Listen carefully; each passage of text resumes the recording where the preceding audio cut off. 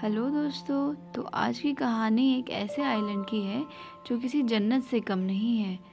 और कहानी की शुरुआत में एक लड़का दिखाया जाता है और जिसका नाम रिचर्ड है, जो छुट्टियां मनाने के लिए बैंकॉक आया हुआ है। और रिचर्ड भी इस ट्रिप को आम लोगों की तरह ही एडवेंचरस बनाने के लिए जीता है और वहाँ के कल्चर को सीखना चाहता है। रिचर्ड जब अपने रूम पे जाता है तो उसके कमरे का लॉक नहीं खुलता है। तभी वहाँ पे एक फ्रेंच लड़की आती है जिसका नाम नैन्सी होता है और वो रिचर्ड की हेल्प करती है दरवाज़ा खोलने में। और ये देखकर रिचर्ड उस पर अट्रैक्ट हो जाता है। और तभी पीछे से नैन्सी का बॉयफ्रेंड आता है जिसका नाम ईचियन होता है और दोनों अपने कमरे में चले जाते हैं। और रिचर्ड भी अपने कमरे में आके बेड पे लेट जाता है। विंडो से एक आदमी सर निकालता है और रिचर्ड से सिगरेट मांगता है। रिचर्ड कहता है मेरे पास सिगरेट नहीं है और वो आदमी कहता है लेकिन मेरे पास सिगरेट है। और फिर रिचर्ड के साथ बैठ के वो बातें करने लगता है।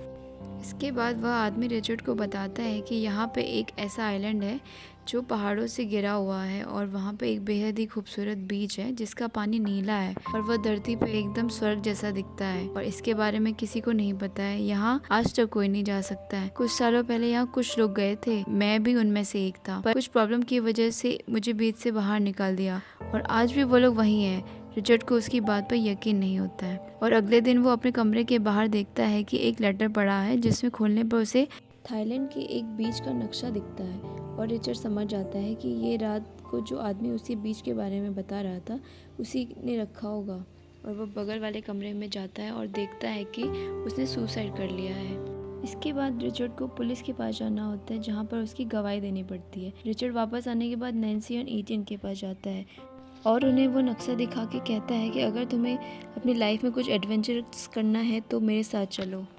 और दोनों उसके साथ चलने के लिए तैयार हो जाते हैं। ईटियन पूरे सफ़र का अरेंजमेंट करता है। 24 घंटे सफ़र के बाद ये एक बीच तक पहुंच जाते हैं। यहाँ से आगे उन्हें बोट से जाना पड़ता है, तभी ये उस आइलैंड पर पहुंच सकते हैं। रिचर्ड जब अपने कॉटेज में जाता है तो उसकी चाबी खो जाती है जिससे दरवाज़ा नहीं खुलता है। और उसके बगल वाले कॉटेज के बाहर के कुछ लड़के बैठे होते हैं और रिचर्ड को अपने पास बुलाते हैं और रिचर्ड से कहते हैं कि यहाँ पे एक ऐसा बेहद ही खूबसूरत जन्नत की तरह दिखने वाला बीच है जहाँ का पानी नीला है, रेत बहुत साफ़ है और अगर वहाँ का रास्ता हमें पता होता तो वहाँ हम ज़रूर जाते और किसी को वहाँ का रास्ता नहीं बताते। और अगली सुबह रिचर्ड उन नक्शे का कॉपी बनाता है और उन दोनों लड़कियों के कमरों के दरवाजे के बाहर वहाँ छोड़ जाता है ताकि वो लोग भी वहाँ जा सके और उन्हें पता चले कि रिचर्ड और उनके दोस्त कहाँ गए हैं। वो तीनों बोट से एक आइलैंड पहुँच जाते हैं और रात वहीं काटते हैं क्योंकि बोट वाले उस आइलैंड में जाने से मना करते हैं। और अगली सुबह वह तीनों आइलैंड पे तैर के जाने का फैसला करते हैं क्योंकि वह सिर्फ वहाँ से 1 किलोमीटर की दूरी पर रहता है। कुछ देर वो तैर कर तीनों आइलैंड पर पहुँच जाते हैं और झाड़ियों से आगे होके जाते हैं और देखते हैं कि वहाँ भांग की बहुत बड़ी खेती है, जिसे देखकर वो बहुत खुश हो जाते हैं क्योंकि इन नशीले पेड़ों की कीमत बहुत ज़्यादा होती है। तभी रिचर्ड वहाँ पेड़ में एक बंदर को देखता है और वहाँ एक आदमी भी होता है जिसके पास एक गन होती है। बंदर रिचर्ड को देखता है और अपने मालिक को उठा देता है और तीनों ये देख के भांग के खेतों के बीच में छिप जाते हैं और सबके सब तीनों को ढूंढना शुरू करते हैं।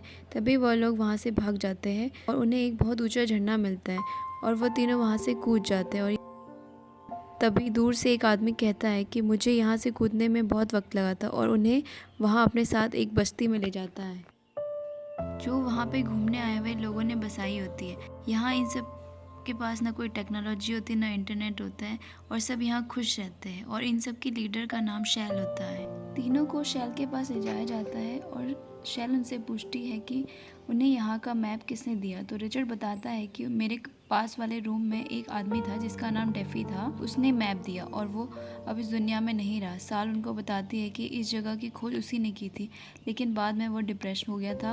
और वह उनसे पूछती है कि उन्होंने इस जगह के बारे में किसी को बताया तो नहीं, लेकिन वो तीनों मना कर देते हैं जबकि रिचर्ड ने उस जगह की मैप की कॉपी उन लड़कों के कमरे में बाहर रख दी थी।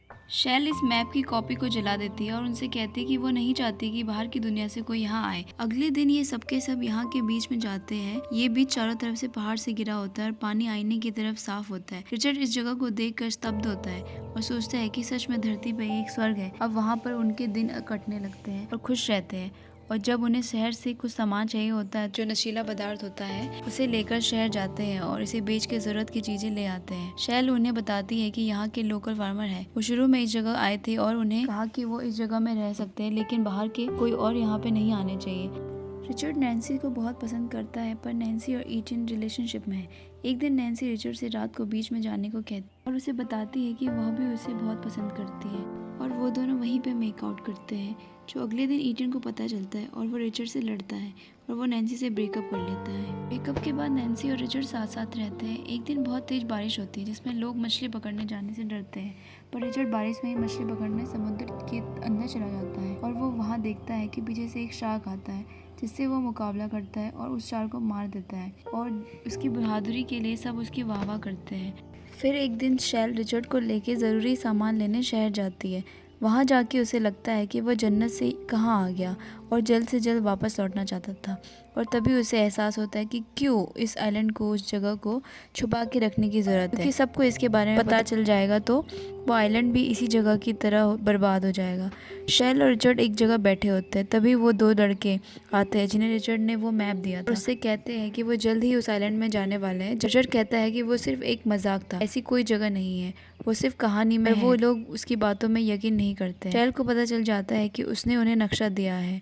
वो कहती है कि उस राज को राजी रखेगी अगर वो उसके साथ सोता है और रिचर्ड को उसके साथ मेकआउट करना पड़ता है।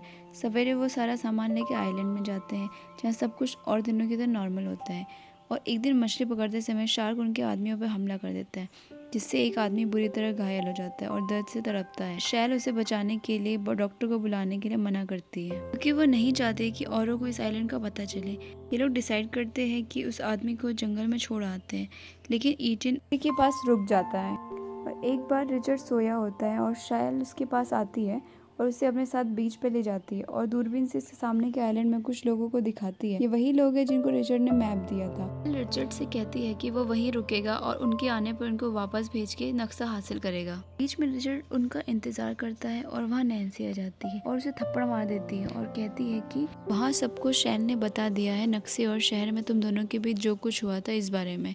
और रिचर्ड से ब्रेकअप करके नैन्सी वहाँ से चले जाती है। रिचर्ड अपने लोगों के पास वापस नहीं जा सकता इसलिए वो वहीं इंतजार करता है ताकि उन लोगों से नक्शा लेके उनको वापस भेज दे। और 2-3 दिन बाद जब वो लोग वहाँ आते हैं तो लोगों को भांग की खेती करने वाले किसान देख लेते हैं और वहीं सबको मार देते हैं।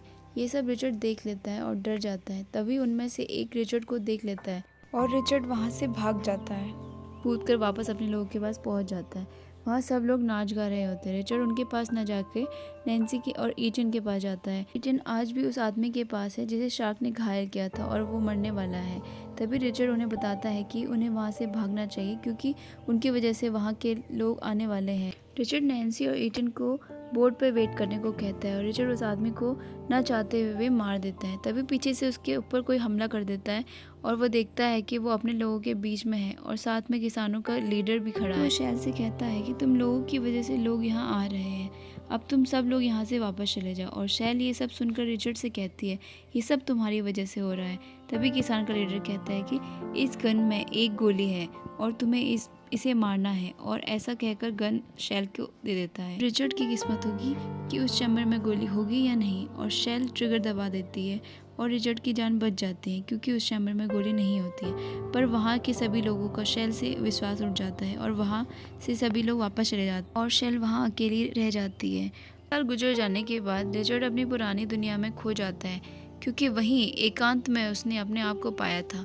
वहीं से उसे ज़िंदगी का असली अर्थ पता चला था। उतनी ही देर में रिचर्ड को नैन्सी का मेल आता है जिसमें उसने बीच की एक फ़ोटो शेयर करी होती है। इसी के साथ ये कहानी यहीं पे ख़त्म हो जाती है।